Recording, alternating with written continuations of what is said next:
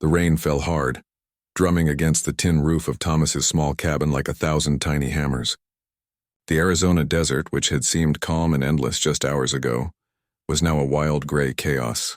Thunder rolled across the mountains, echoing in the canyon like a warning. Thomas sat by the fireplace staring at the flickering flames, feeling the isolation of his little world pressing in. He had come here to be alone, to escape the noise of people, the chaos of cities, and the memories of wars he wished he could forget.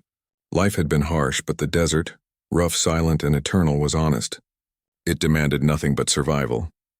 A sudden knock at the door startled him. It was faint, almost lost beneath the wind and rain. Thomas frowned. Who would be out here in this storm? His hand went instinctively to the old revolver on the table. Another knock came, louder this time, urgent. When he opened the door, the storm nearly knocked him off his feet. Standing there was a young woman, drenched, her clothes clinging to her like a second skin. Her long black hair hung in wet strands across her face, and her eyes, dark, intense, and unyielding, looked at him with a mixture of fear and determination. I need shelter," she said, her voice barely audible over the rain. Thomas hesitated. He had learned long ago that strangers in the desert were often trouble, but something in her gaze made him pause. There was a fierceness there, a spark of life that refused to be broken. Without thinking, he stepped aside. "Come in," he said quietly. She didn't answer but moved past him with the grace of someone who knew how to survive. She carried no weapons, no supplies, just herself and a quiet, alert presence. Thomas closed the door behind her and led her to the fireplace, where the warmth immediately began to chase away the chill from her soaked clothes.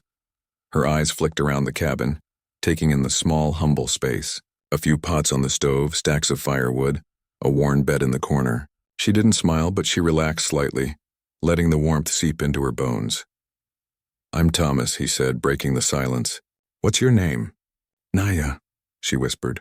It was a simple name, but there was power in it, something ancient and strong. Thomas noticed her arms partially covered by the sleeves of her soaked shirt. Faint tattoos, patterns he didn't recognize at first, curved across her skin. Traditional Apache markings, he realized slowly.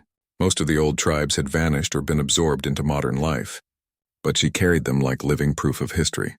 Thomas assumed, as he often did when strangers appeared at his door, that she just needed warmth, food, and a dry place to sleep. He prepared a simple meal, eggs and beans, nothing fancy, and set a plate in front of her.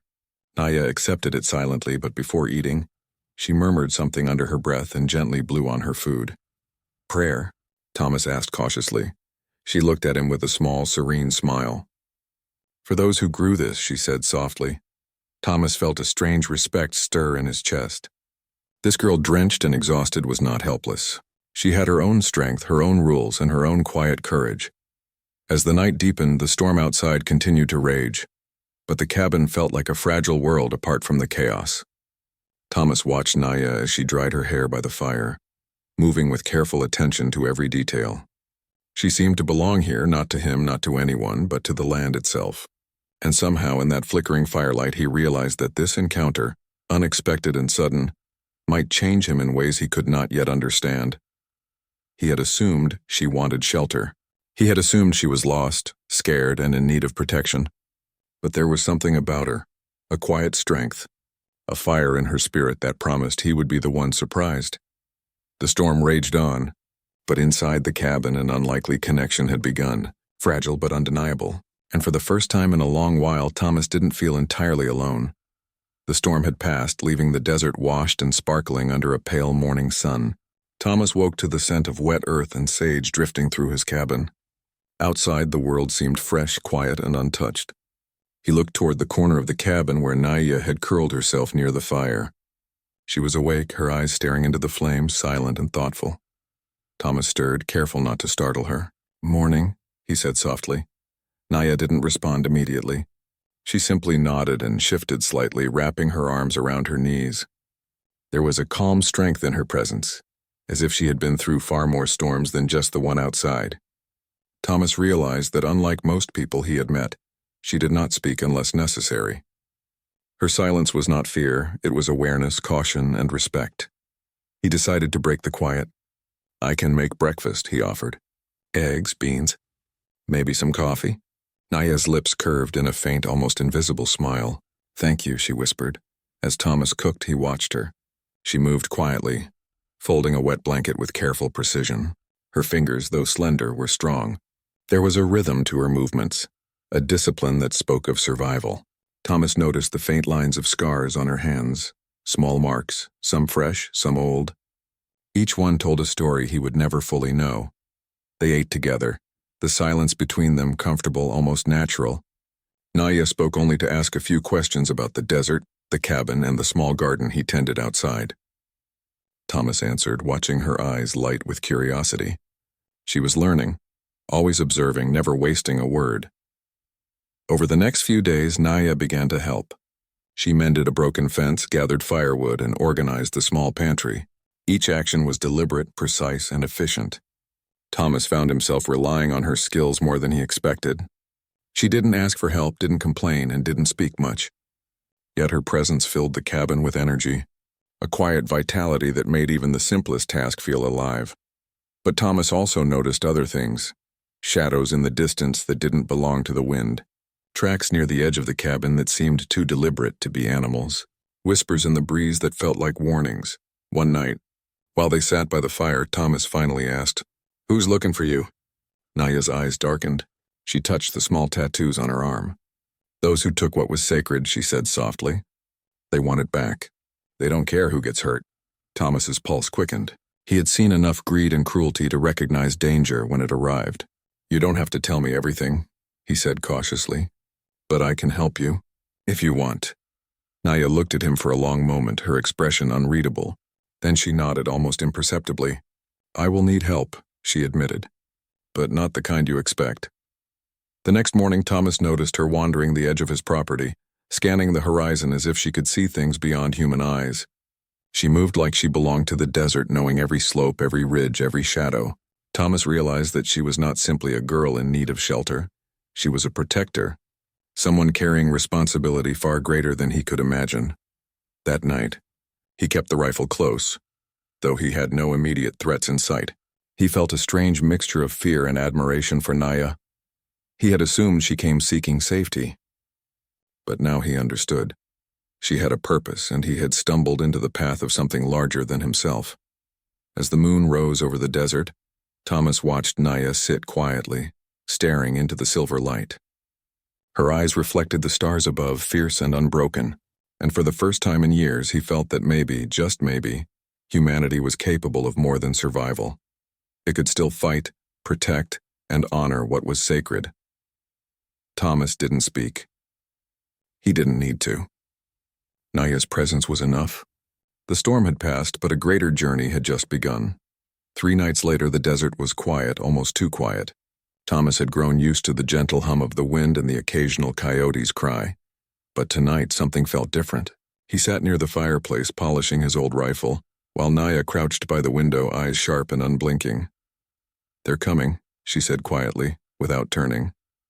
Thomas's heart skipped a beat. "Who's coming?" "Those who took what is sacred," she replied. Her voice was steady, but there was a weight behind it that made Thomas uneasy. Before he could ask more, the distant roar of engines reached them. 3 black jeeps tore across the desert, their headlights cutting through the night like angry eyes. The metal groan of tires against rocky soil grew louder by the second. Thomas grabbed his rifle instinctively. He had faced men in war, but he had never faced anything like this. People hunting someone for something older than any of them could understand. "They'll try to take it from me," Naya said. Her fingers brushed the small tattoos on her arm as if drawing strength from them. "You don't have to fight for me, Thomas." I don't leave people to fight alone," he interrupted. His voice was low, calm, but his hands were tense. The first jeep screeched to a halt near the edge of the cabin, and figures jumped out, guns raised. Thomas fired first, hitting the vehicle's engine. Sparks flew, and one of the men yelled in anger. Naya moved like the desert wind, swift and silent. She slipped out the back door, bow drawn, arrows flying with precision. Thomas covered her, firing only when necessary, his old instincts returning as if no time had passed since the wars he had survived. The attackers were skilled, but they were unprepared for the combination of human grit and something more, something in Naya that Thomas could not name. She seemed to know the desert in a way that no map could show. She disappeared into the shadows, and Thomas followed the sound of her steps, keeping low and moving fast. Minutes stretched into hours. The attackers advanced, but the terrain worked against them. Rocks tumbled under their feet, sand shifted unpredictably, and the wind howled warnings. Thomas realized that Naya was not merely running. She was guiding the land itself, calling upon every hidden advantage the desert could offer. Finally, the attackers retreated. One jeep was smoking, its tires shredded. Another lay abandoned, and the last disappeared into the horizon, leaving silence behind. Thomas lowered his rifle, chest heaving, and waited. Naya emerged from the darkness, the bundle she carried pressed close to her chest. Her eyes shone with quiet triumph and relief. "You fought for me," she said softly. "You didn't have to." Thomas shook his head, brushing the dust from his jacket. "I couldn't watch them take you. Not again." His voice held memories of battles lost and friends gone. Naya studied him for a moment, and then a faint smile broke through her usual calm. "Most humans wouldn't," she said. "Most would have run, but you are different." Thomas felt a strange warmth in his chest. He had assumed she was fragile, that she needed protection. But now he understood the truth. Naya was a force, not a victim.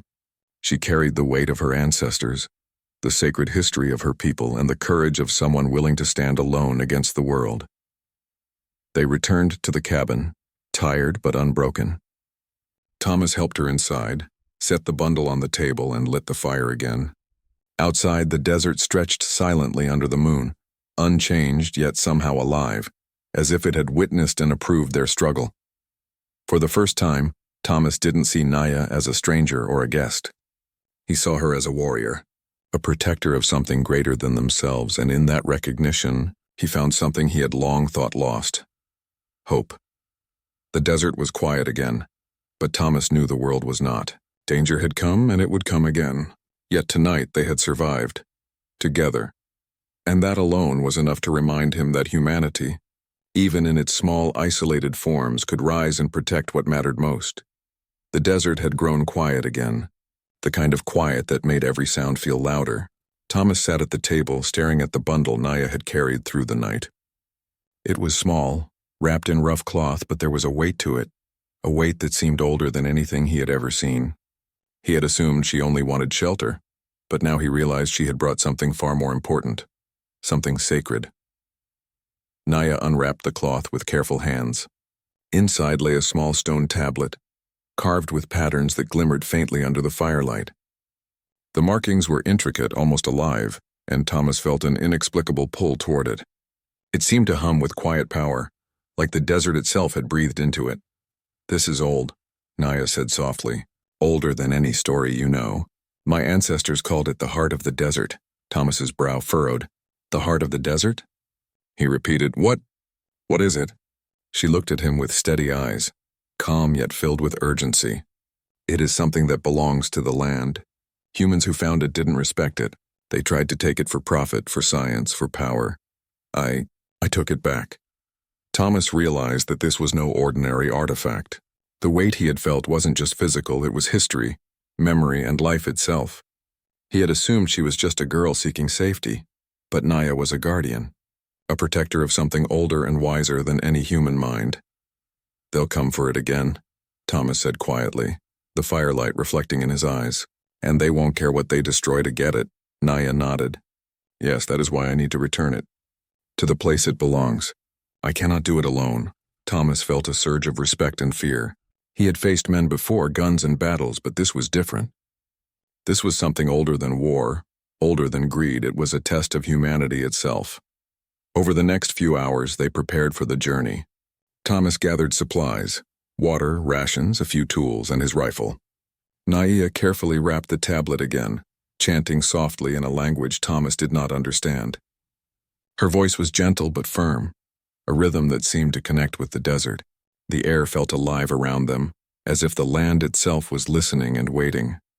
As they stepped outside, the desert stretched before them, silent, vast, and dangerous. The sun had not yet risen, and the shadows of the cliffs were long and dark. Thomas noticed the way Naya moved, every step deliberate, every glance scanning the horizon. She wasn't afraid. She was prepared.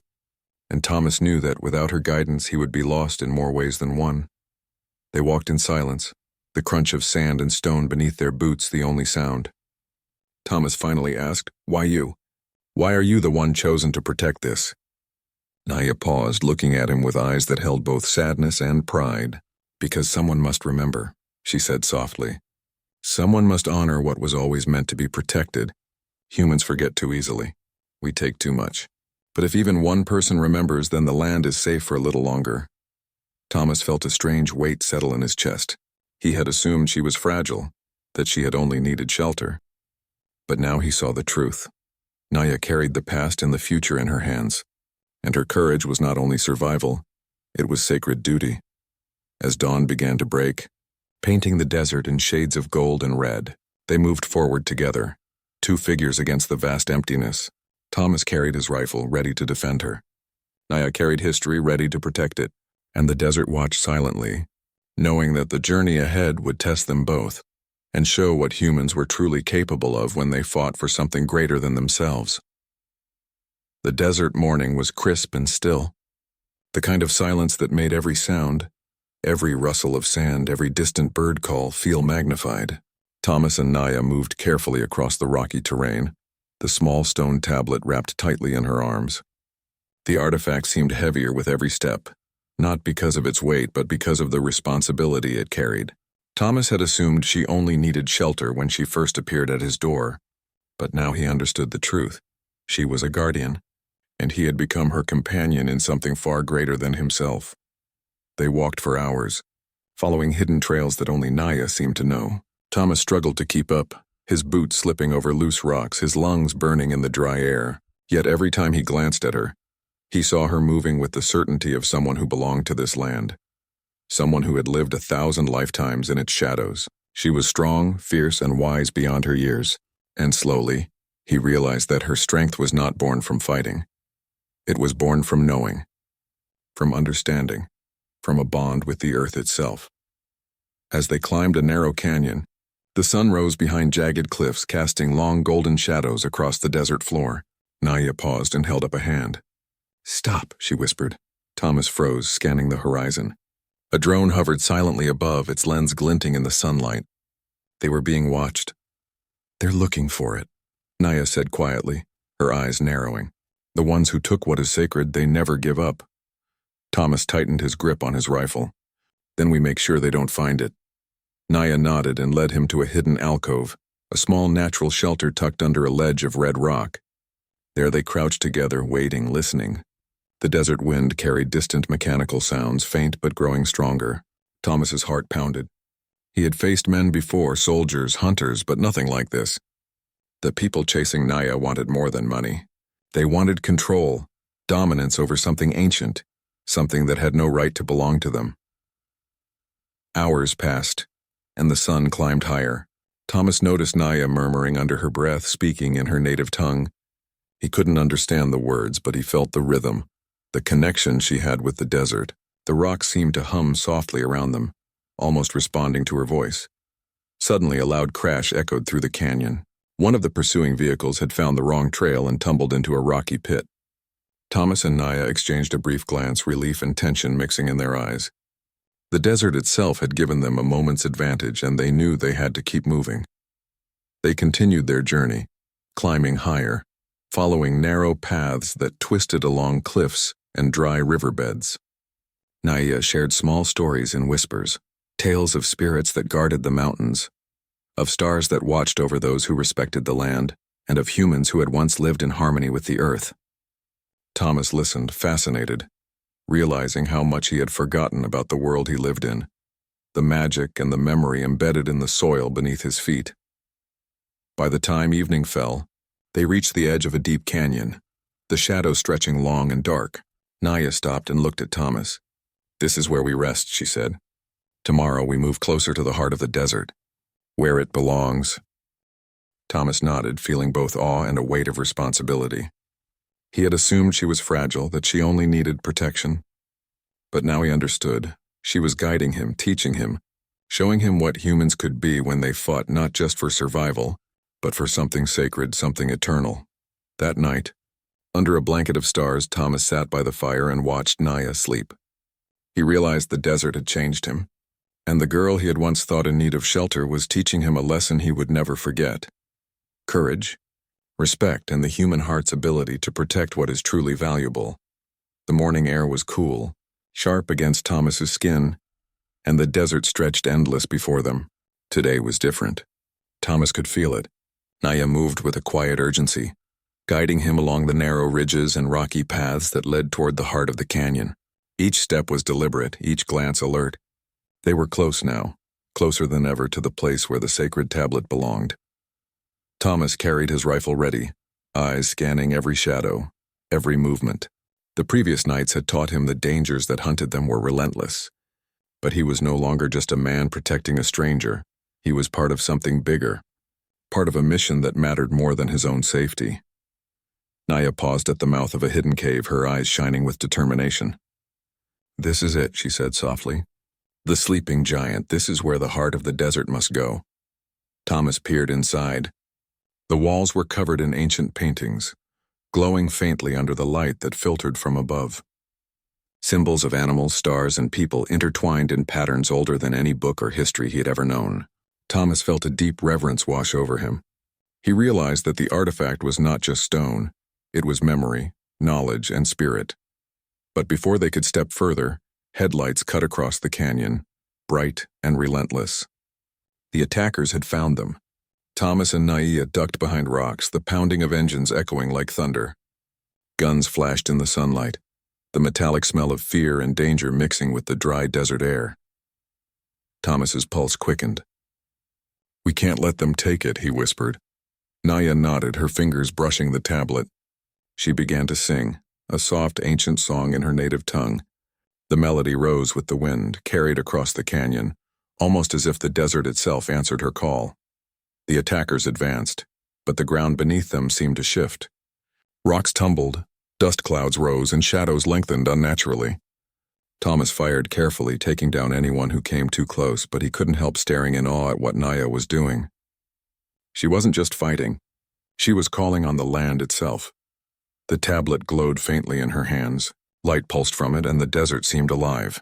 Thomas realized the attackers were frozen, unsure, as if the earth itself had risen to defend the sacred. One by one, the jeeps stalled, engines smoking, until they were forced to retreat, leaving nothing but silence behind. Thomas lowered his rifle, breathing heavily. You did that?" he asked, voice trembling with awe. Naya shook her head. "It wasn't me. The desert protects itself when someone remembers how to ask." Her eyes met his. "We only helped it remember." Together they stepped into the cave. Naya placed the tablet into a carved stone basin at its center. The glow brightened, illuminating the paintings on the walls as if the desert itself was smiling. Thomas watched in wonder. He had assumed she needed his protection, but now he understood. She had protected not only the artifact, but also him, and perhaps even humanity itself. For a long moment, they simply stood there side by side, letting the calm of the cave settle over them. Thomas felt something he hadn't in years, a sense of awe, of hope, and of belonging. The desert had tested them, but they had survived. They had fought not just with weapons, but with courage, respect, and understanding. Naya finally spoke, her voice soft but firm. "It is done. Now it is safe. The desert will remember, and so will we." Thomas nodded, realizing that this journey had changed him. He had assumed he was offering shelter to a girl in need, but she had given him something far greater, a lesson about strength, duty, and the power of humans when they honor what is sacred. Outside, the wind whispered through the canyon. Thomas looked at Naya and felt a quiet gratitude. Together they had faced danger, protected history, and survived.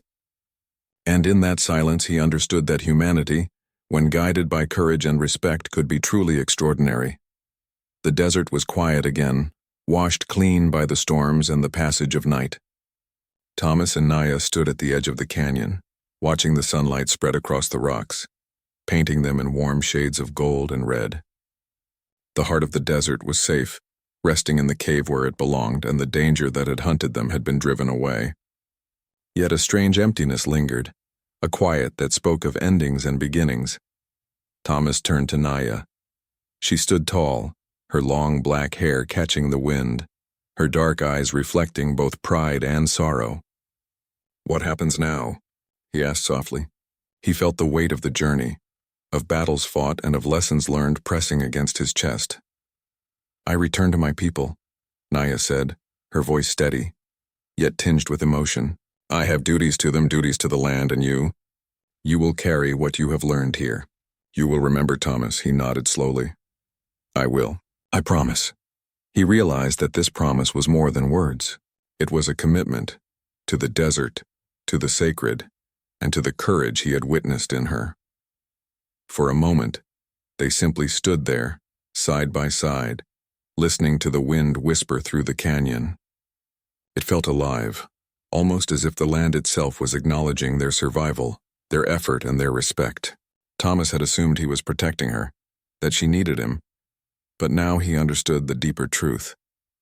She had protected something much greater, and in doing so, had reminded him of what it truly meant to be human, to honor, to fight, and to protect what is sacred. Naya stepped closer and placed her hand lightly on his shoulder. "You have strength," she said, almost smiling. "Strength humans often forget they have. You fought, you learned, and you chose to protect. That is what makes us extraordinary." Thomas felt a warmth spread through him. He had assumed he was helping a girl survive, but the truth was she had helped him survive in a far deeper sense, by showing him courage, wisdom, and the power of a human heart that refused to back down, even in the face of forces much greater than itself. She began walking toward the horizon, each step steady and purposeful. Thomas followed for a few moments, not out of duty, but to feel the moment, to understand the magnitude of what they had accomplished together. Then he stopped. "Will I see you again?" he asked, hope and longing in his voice. Naya paused and looked back. Her eyes held the fire of the desert itself. "Perhaps. But even if you do not remember this, humanity has the power to protect, to honor, and to rise above. Remember what you have seen here. Let it guide you." Then she was gone, swallowed by the warm light of the rising sun. Thomas watched until the last figure vanished, leaving only the vast, endless desert around him. A silence followed, profound and humbling, as if the earth itself had spoken to him in that moment. He turned back toward the cave, toward the world he had left behind, feeling the weight of what had passed. The journey had changed him. He had assumed he was giving shelter, but Naya had given him something far greater: purpose, understanding, and hope. Thomas breathed deeply, letting the dry desert air fill his lungs. For the first time in years he felt connected, not just to the land but to humanity itself. The desert had tested them, danger had pursued them, and yet they had endured. Together they had honored something timeless. He whispered to the wind, his voice almost lost among the rocks. "We will remember. We will protect. We will be worthy." The canyon seemed to respond, a gentle wind stirring the sand at his feet. And in that moment Thomas knew that humans, when guided by courage, respect, and honor, could rise above any threat, any greed, any darkness. They could be extraordinary. The desert stretched out endlessly before him, full of secrets, full of life, and full of hope. And Thomas walked forward, carrying both the memory of Naya and the promise of humanity, knowing that their story, strange, fierce, and unforgettable, would live on in every heartbeat of the desert.